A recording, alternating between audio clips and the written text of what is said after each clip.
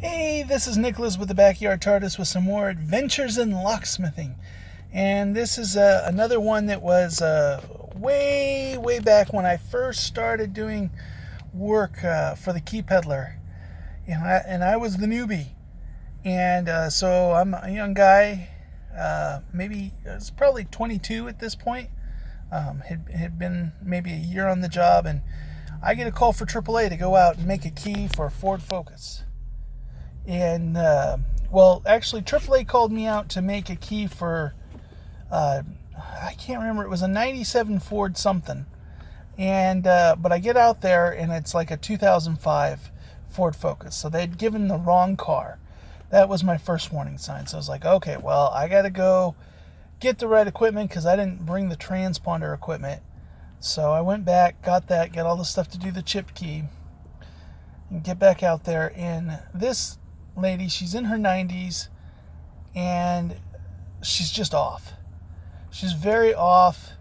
She starts talking about how it is her dead son's car, and that he died in action in the military and all this stuff. And she's telling me about it. And so she doesn't actually have proof that she owns this car, but she's got a AAA membership. It's a AAA car. And she shows me the paperwork where she's having it transferred into her name. And but then I notice, wait a second, the last name. And she goes, oh, well, that's my married name. I went back to my maiden name. She pulls out a different driver's license, also current. Has that. And I'm young. I'm kind of like that. And then she pulls out a death certificate for her son. And it is official looking. It's got a government seal stamp on it, all this stuff. Death certificate. I'm like, okay, yeah, she's a AAA member. This is her son's car. Her son's dead. Okay. So we make the key, and, I'm just getting all the paperwork. And she just starts giving me all this stuff. She's giving me her son's, school calendar, all this. I'm like, no. And I'm just setting it down somewhere else. I'm like, I just need the check. And for your out of pocket. And she's just kind of talking on and on. And then she turns to me and puts her hands on my arm and rubs my arm and says, why don't you come in for sodas? We won't call it fornicating. Mind you, this lady's in her 90s. I'm like 22.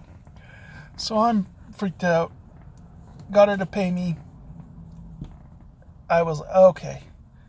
And I just started taking it, and she gave me a ton of stuff I didn't need. I mailed it all back. Well, the next day, her dead son called me. That's right. It was forged documents. And he was mad as can be. And I was like, well, he's like, didn't you know she wasn't well? And I'm like, well, you should get rid of, if she can't drive, you should get rid of her AAA roadside service, which includes making keys for cars.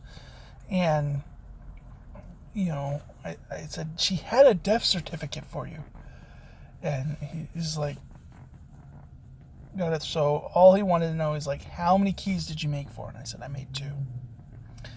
He's like, okay, that's what I need to know. I need to know exactly how many to get back from her.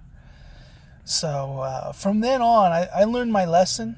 You got to have all the paperwork. And as someone who's had to now deal with that personally with grandparents, my wife's sometimes they'll call out to get stuff done when you tell them no, when it's getting to that point in life when they're being told no. So anytime I get somebody who's really elderly, lost their keys to their car, and they start questioning. I had a lady once, I rekeyed her house and made a key for her car, and I didn't leave but 5 feet, and she was trying to stick the house key in the car door and saying it doesn't work.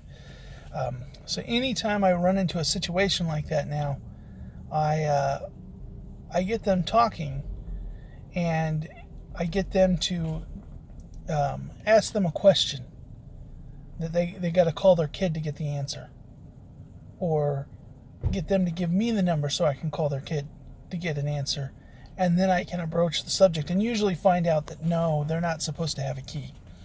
And so it was a lesson I learned the hard way. And boy, as a young locksmith, little surprising for this customer. So it's been a memorable thing that's stuck with me for a while. So what about you guys in your jobs? You ever have a memorable customer from years ago when you first started out that sticks with you even decades later? So anyways, hope everyone has a good day.